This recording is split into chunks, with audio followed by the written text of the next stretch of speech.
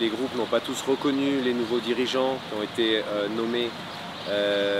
Les Hachet Sha'abi qui comportent aussi des milices qui ne sont pas affiliées à l'Iran, comme les milices de la Ataba, qui sont proches des institutions religieuses chiites irakiennes, et ainsi que le camp des sadristes de l'imam Muqtada Sadr, donc ont en fait bénéficié de ce désordre au sein des milices pour faire entendre leur voix, rappeler aux Fasa'il qu'ils n'entendaient pas en fait se laisser piétiner par des intérêts qui en fait sont dictés par une puissance étrangère qui est l'Iran.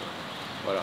Donc le remplaçant de Qasem Soleimani s'appelle Jamal Ghani et il est iranien aussi. Contrairement à son prédécesseur, il ne parle pas irakien, il ne parle pas arabe, et ça a profondément aussi limité son influence. Il n'a pas l'expérience et les compétences que son prédécesseur avait. Celui qui a remplacé Abu Mahdi al-Muhandis s'appelle Falih al-Fayyad, qui lui-même a été très controversé, et au moment de sa nomination, la milice Ataba ont décidé de sortir des Hachet Sha'abi. Voilà. Donc on voit qu'il y a des divisions.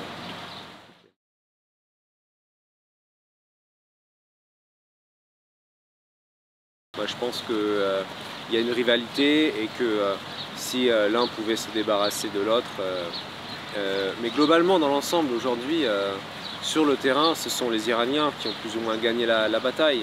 C'est-à-dire qu'ils ont noyauté les institutions politiques irakiennes, les institutions d'État, ils ont noyauté les partis, les forces armées, l'intérieur.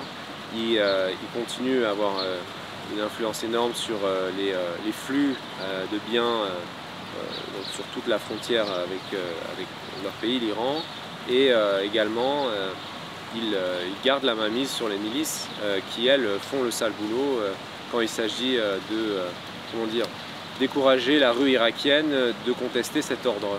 Voilà. Les Américains, en l'occurrence, eux, ils se focalisent actuellement, alors qu'ils sont dans une phase de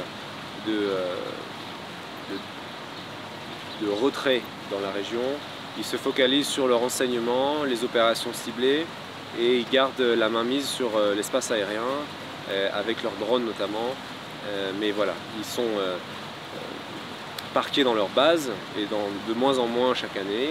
Ils continuent à se retirer de base petit à petit. Et voilà, et aujourd'hui, ils ont le statut de conseillers militaires et de formateurs, et ils sont même plus là en tant que puissance occupante comme ils ont pu l'être jusqu'à très récemment.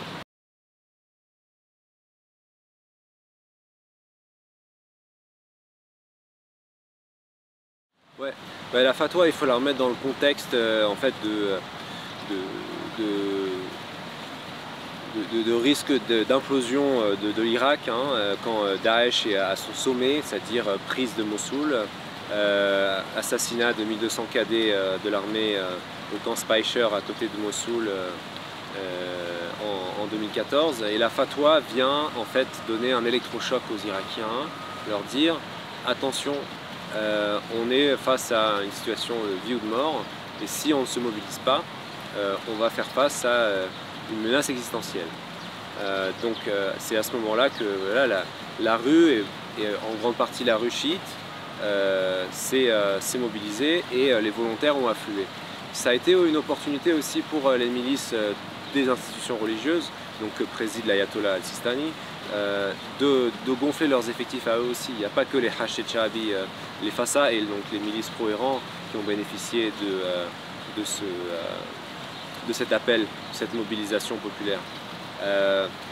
En revanche, ça a aussi permis, voilà, de terminer ce que en fait Nouri al-Maliki avait commencé, et de permettre une institutionnalisation de ces milices qui étaient déjà existantes. Certaines existaient depuis déjà une quinzaine d'années.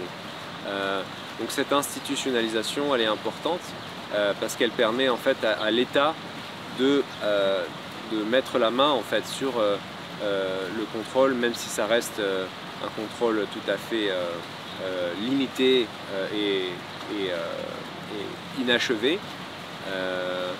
La phase d'après Daesh, c'était normalement la phase de réintégration, démobilisation de ces milices, qui a été que partiellement entamée.